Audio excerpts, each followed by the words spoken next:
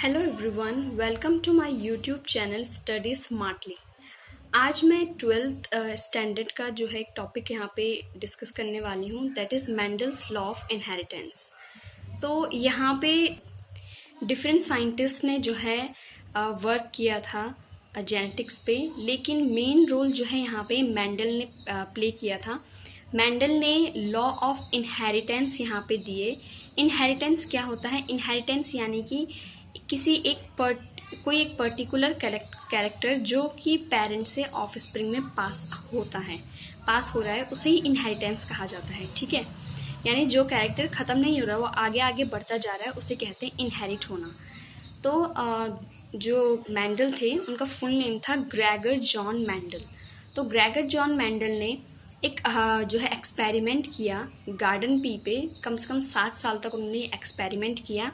उन्होंने हाइब्रिडाइजेशन कराया डिफरेंट जो है ट्रेट्स जो है पी के उस पर।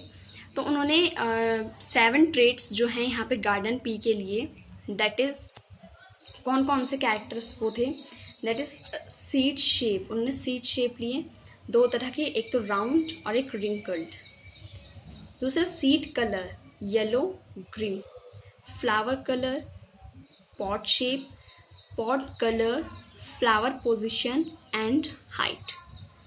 तो ये सारी चीज़ें उन्होंने, ये 7 कैरेक्टर्स जो हैं उन्होंने ग्रेगर जॉन मैंडल ने जो है गार्डन पी के लिए, और 7 साल तक इस पर उन्होंने वर्क किया। तो उन्होंने डिफरेंट हाइब्रिडाइजेशंस इसमें जो है करवाए। लेकिन जो सबसे ज़्यादा इम्पॉर्टेंट, जहाँ से इनको कुछ डिफरेंट लॉ इन्होंने जो लिए, वो मेन कैरेक्टर्स थे seed colour and stem height. Seed colour yellow green and stem height tall and dwarf. इनकी हेल्प से उन्होंने डिफरेंट जो लॉज हैं उनको आगे जा कर के डिफाइन किया। तो जो यूनिट होती है इनहेरिटेंस की, वो होते हैं जीन।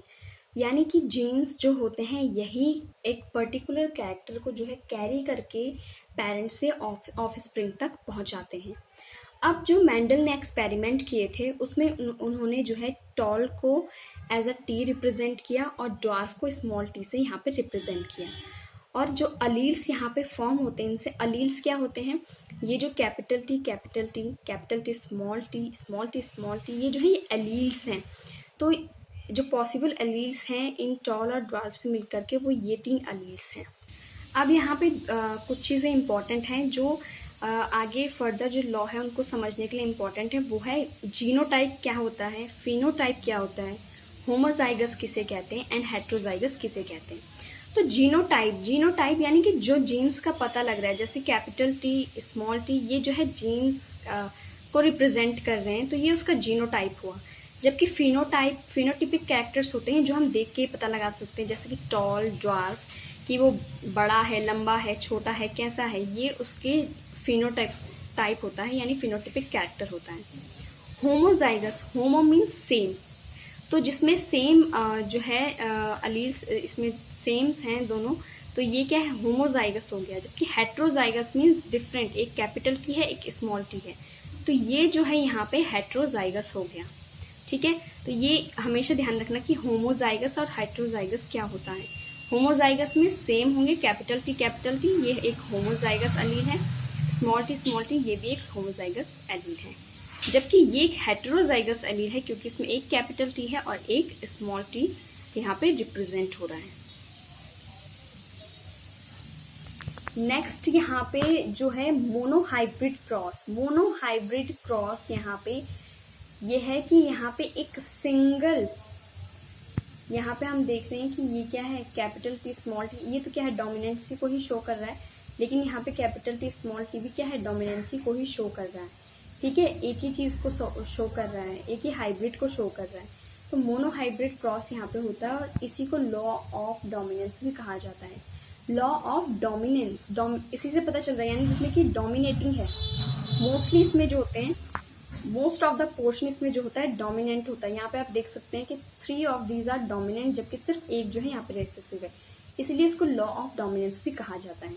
यहाँ पे क्या किया गया कि पेरेंटल लिए गए टॉल एंड ड्वार्फ। ठीक है, कैपिटल टी टॉल से रिप्रेजेंट हुआ और स्मॉल टी ड्वार्फ से। अब यहाँ से जब गैमेट्स बने, तो ये बन गए कैपिटल टी स्मॉल टी। आप अगर इनको आपस में क्रॉस करवाएंगे तो ये क्या बनेगा, कैपिटल टी स्मॉल टी।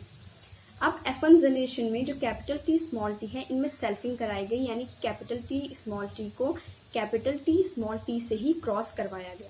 और जब यहाँ पे क्रॉस कराया गया तो कैपिटल टी से क्रॉस हुआ तो ये बना कैपिटल टी यानी tall. Then the same capital T crossed with small T, तो यहाँ पे बना capital T small T, again tall, क्योंकि ये कैपिटल टी डोमिनेंट है। फिर स्मॉल टी को कैपिटल टी से कराया गया, again tall, and at last small T को स्मॉल टी से कराया गया तो क्या बनेगा, ड्वार्फ, क्योंकि यहाँ पे कैपिटल टी नहीं है तो ये फुल्ली जो है रेसेसिव कैरेक्टर जो होगा वो शो हो जाएगा। ठीक है, रेसेसिव कहा जाता है इसको। और डोमिनेंट जो डोमिनेटिंग होता है, यहाँ पे कैपिटल टी डोमिनेटिंग है और स्मॉल टी रेसेसिव है।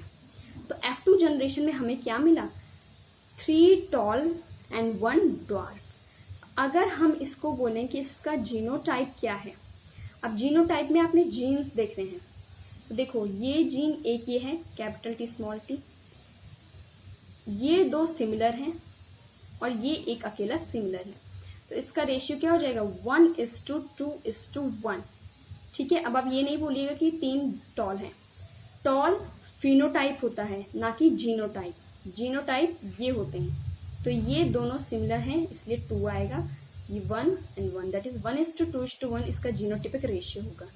लेकिन अगर फिनोटिपिक रेशियो की बात की जाए तो क्या होगा, टॉल टॉल टॉल, ये तीनों सेम फिनोटाइप कैरेक्टर हैं, that is 3, and this different, that is 3:1 इसका फिनोटिपिक कैरेक्टर होगा। अब इसी को थोड़ा इजी वे में करने के लिए क्या किया गया कि इसे पुनेट स्क्वायर की फॉर्म में दिखाया गया, इसे सॉल्व किया गया। पुनेट स्क्वायर क्या होता है, पुनेट स्क्वायर सिंपल, ये आप देख रहे हैं कि ये जो बॉक्स है इसी को पुनेट स्क्वायर कहा जाता है। तो यहाँ पे क्या किया गया कि जो अलील्स लिए गए, जैसे कैपिटल टी हमने यहाँ पे ऊपर क्रॉस कराया था, वही कैपिटल टी को एक साइड लिया गया एंड स्मॉल टी को अनदर साइड ले लिया गया, जैसे हमने यहाँ पे किया था सेम एज इट इज वही किया। और देन क्या किया गया यहाँ पे, सिंपली ये पुनेट स्क्वायर थोड़ा इजी वे है, यहाँ पे कैपिटल टी क्रॉस हुआ स्मॉल टी के साथ तो ये बना capital T small T that is tall. Similarly ये कैपिटल टी इस स्मॉल टी के साथ हुआ capital T small T, same capital T small T and capital T small T. Sorry यहाँ पे थोड़ा मिस्टेक हो गया, ये होगा कैपिटल टी और यहाँ पे होगा स्मॉल टी। ठीक है, और ऐसे ही यहाँ पे होगा capital T and small T, जैसे यहाँ पे F1 जनरेशन में लिया गया। तो अब कैपिटल टी को कैपिटल टी से कराएंगे तो क्या होगा, ये कैपिटल टी बनेगा, ये capital T capital small T and small T का फॉर्मेशन होगा। तो यही चीज़ पुनेट स्क्वायर में दिखाई गई है, थोड़ा इजी वे हो जाता है इसको सॉल्व आउट करने का।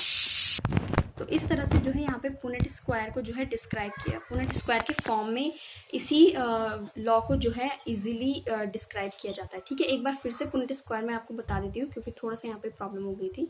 सेम जैसे F1 जनरेशन में था, कैपिटल टी स्मॉल टी को एक साइड लिया गया स्क्वायर के एंड सेल्फिंग कराई गई कैपिटल टी स्मॉल टी से, तो क्या बना capital T small T and small T, जहाँ पे कि ये तीनों जो है क्या है, टॉल है and this one is dwarf. Same phenotypic and genotypic ratio यहाँ पे भी आएगा। आई होप कि आप लोगों को यहाँ पे से समझ में आया हो कि मेंडल्स ने किस तरह से वर्क किया और फर्स्ट लॉ जो है यानी कि लॉ ऑफ डोमिनेंस क्या होता है। मेंडल ने जनरल 3 लॉ दिए थे। First is law of dominance, तो जो मैंने यहाँ पे आपको समझाया है। अगले वीडियो में मैं जो बाकी के लॉज हैं वो यहाँ पे लेकर के आपके लिए आऊँगी। सो ज़रूर बताइएगा कि ये वीडियो आपके लिए हेल्पफुल है या नहीं, ताकि मैं उस हिसाब से आगे के लेक्चर्स जो है यहाँ पे अपलोड कर सकूँ। Please like, share and subscribe. Stay healthy. Thank you.